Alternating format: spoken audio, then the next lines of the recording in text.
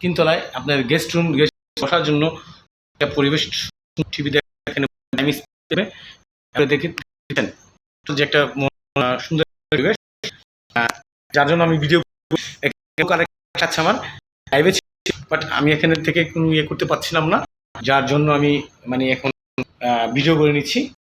আমার কাছে ভালো লাগছে যে একটা বিজনেস ক্লাস তিনতলায়, খুব সুন্দর।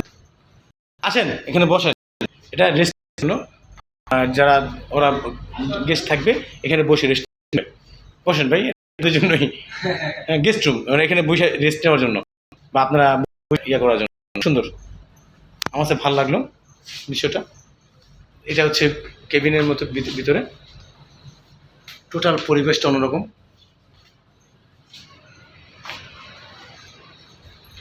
ভাইয়েরা আছে,